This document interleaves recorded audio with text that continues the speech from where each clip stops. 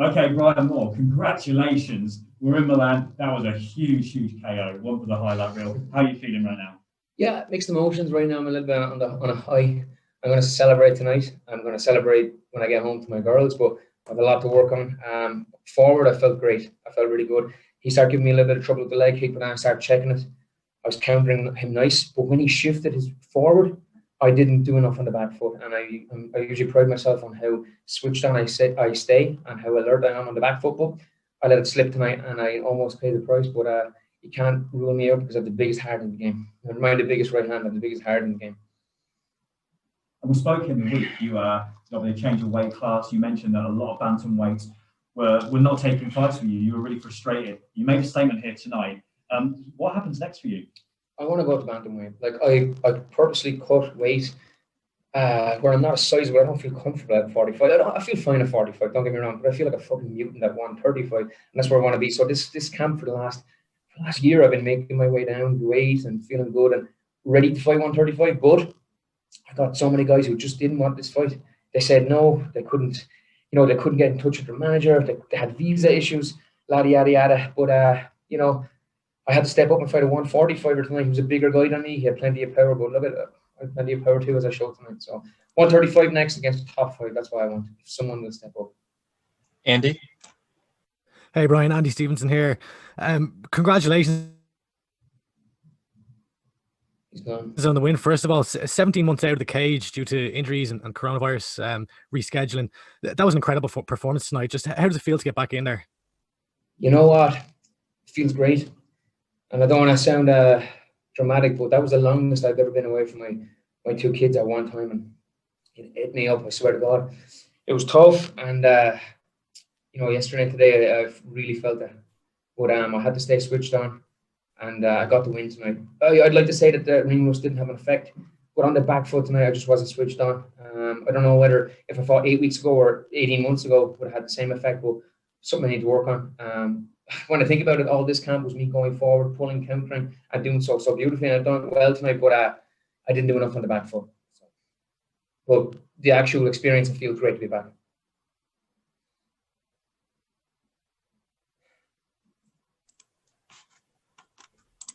And Brian, you were dropped with a big left hook from Dana early in the second. What was going through your mind at that point? I was pissed off at myself. I've always so hard on myself, but when I was on the ground, I was like, "You fucking idiot! What are you doing?" You know what I mean? You're being lazy. I pride myself on being a really hard-working guy. I do 75 to 80 hours a week, and 15 minutes should feel like nothing to stay switched on and alert. So I was calling myself a fucking idiot on the bottom because I shouldn't be getting hit with shots like that. He done a great job. I don't know if people picked it up at home, but he was shifting, right foot leading with the right, left foot leading with the left. It was like what Jack Dempsey used to do. And he done a great job of it. And it's just that delayed shot, kind of, I wasn't really expecting it to come, and then it came. And, excuses, you know what I mean? I shouldn't be getting hit. Jay Anderson? Thanks very much. And Brian, congratulations on the win. Just a couple quick ones from me. You had a fight booked with Toby Misek a while back that you were forced to pull out of. Now that he's coming off a win over Eric Perez, is that a fight that you'd like to try and get rescheduled? Yeah, whatever. I wanted Ricky Banderas, and then Leandro Higo was meant to fight here as well. There's two guys. There's many more that were meant to be here tonight. They're not. So yeah, either of those guys. I'd like. Toby's a great fighter too. Yeah. Is Toby 135? He keeps missing weight. Isn't that right? You know what I mean? I want to fight 135. I want to fight top five guys. You know what I mean? Banderas, we have a bit of history. Higo, we have a bit of history. I like those two fights. I think they're matched up. So yeah, give me the winner of those. That's what I'm after. This is the other one for me. It seems like Bellator has really made some headway into Europe with the European series, with the upcoming card in France, which is absolutely historic. Do you kind of get that feeling when you talk to fans, like Bellator has really established its brand over there? Yeah, amazingly so. Look at fighters that act spoiled. It's just goes with fucking par with the course as such. But we are lucky to be with Bellator. You think about what these guys have had to do to pull out this. If someone had said to me mid-lockdown that I would be fighting in Italy, of all places, in October, I would have said, get the fuck out of here. But we're here. The amount of work that these guys had to put in to do that is absolutely insane. So, yes, I think Bellator are lucky to have us. especially me, because I fucking fight anybody. I offered to fight, what's his name? I've pulled out the main. Anderson. I offered to fight Anderson for a bigger payday tonight, you know. But we're lucky to have Bellator. We really are. Like, if you think about what they've done for us so far. Donald? Hey, Brian, Donald Corby here. I wanted to ask you about the time that you've spent out with different injuries, and then there was the lockdown. Can you talk us through how difficult these last few months have been, and how that affected you going into tonight? It's like people say injuries, and I get it. They think that I'm super injury prone, but really, break it down, guys. It's one bad injury. I fought no Adelahat.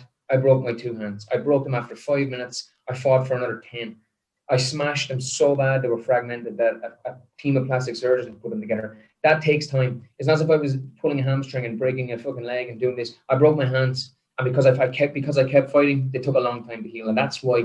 And it was frustrating. Even before I went out, Matt, he's a fucking legend about cut, man. He had to wrap them babies so tight, and I was shitting myself to throw them. That's how much it's in my head at times. But you know, I'm here, and I'm doing the damn thing, so I'm happy. You know what I mean? I'm happy, and injuries are just part of this game. But I look back at fights like this tonight. Although I'm pissed off with my performance, I'm gonna look back at shit like this, and when I'm an old man, I go, you know what?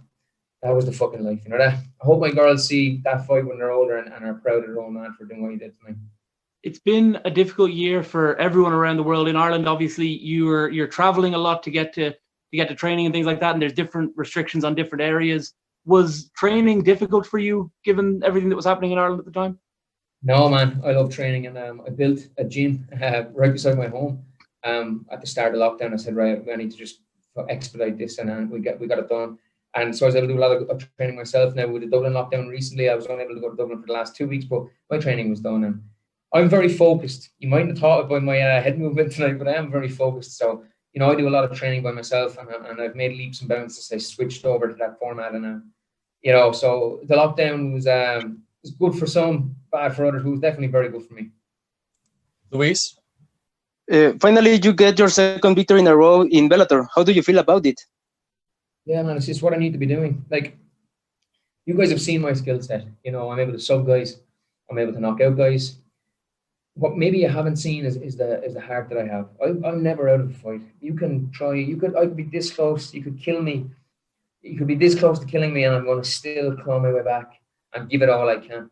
You know, my mindset. I have the best life in the world. There's not a man that has a better life than me because of my girls. But I'm willing to die in there, and not many are. But that's what's different about me. You know what I mean? So I have all those attributes. Now you've seen that as well as my skill set. So putting wins together is what's going to get me to a title shot. You know, I see the champ there. He's probably the only one I respect out of the division. That one Archuleta. He's a stud, as he Yanks like to call him. But I think I have the game to beat him, and I look forward to that day. This was your return to the featherweight division. How did you feel in this return, and why did you come back coming off a victory in bantamweight? And which division fits you the most? Okay, 3 questions. I'm a bantamweight. I moved up to featherweight tonight because there wasn't a bantamweight in the world that would fight me. I said it to Jude Samuel on the way. I goes, come on, bantamweight next, let's go. And he goes, hey, I tried. And he did, God willing, he did try. So I had to move up tonight. And if I'm a natural 145, or if I'm going to stay at 145, I want to keep the size that I had, but I'm a 135. I made that choice. And tonight I felt outsized, but I'm never outgunned, you know what I mean? But 135 is my home. And like skill for skill, I'm better than these guys. But when you go against guys that are bigger, that mightn't be as skilled, you are putting yourself in a bit of a deficit. So, you know, I had to pull some stops out tonight. But 135 is where I'm at.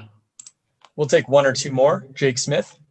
Brian, congratulations on the win. I mean, it was the left hook to finish it, but you found a lot of success with that uppercut in there tonight. Was that something that... left hook, was it? That was the right straight. That was the right over his jab, no? Sorry, I might have that wrong. But yeah, it was...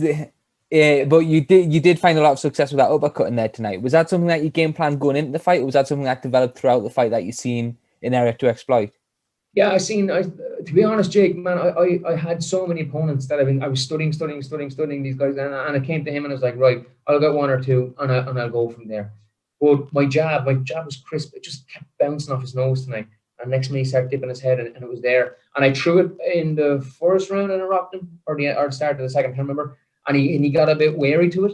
when I cracked him with a couple of bigger straight shots, he started dipping again, and then I knew it was there. You know what I mean? Then I knew it was there. My left hook, I was loading on a little bit tonight, but my jab was sweet.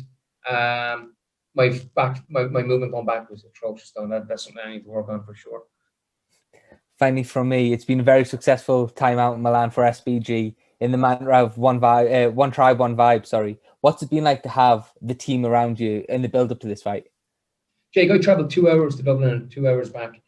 There's gyms closer to me. There's coaches closer to me. I'm a SPG man all day long, and I will die an SPG man. Simple as. I owe so much to my coach, John Kavanagh, and we have something very special. And my teammates that aren't with us anymore, I love those guys to death still. You know what I mean? A lot of people have went their separate ways and what, but SPG is something special. John has created that, and you know, I travel 2 hours. There's lads who travel all over the world to come, and we have something special right now, and we're very blessed to be a part of this team. Our last question comes from the line of Andy Stevenson. Go ahead, Andy. Yeah, just 2 more from me, Brian, and then I promise you I'll let you go. I know. So 2 more questions. So there's been a strong focus from Bellator Europe on the Irish scene. There's a lot of Irish fighters in there. You've been a stalwart for Irish MMA for many, many years now. Did Bellator miss a step by not promoting you to the main event tonight?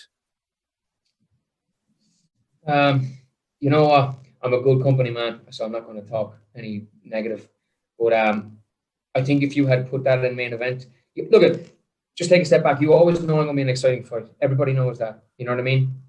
And make it exciting. If I came, if I went out and I'd taken him down and laid on him, which I'm well capable of doing, you know, and I made it more clear cut, I would have been more pissed off than the result I got.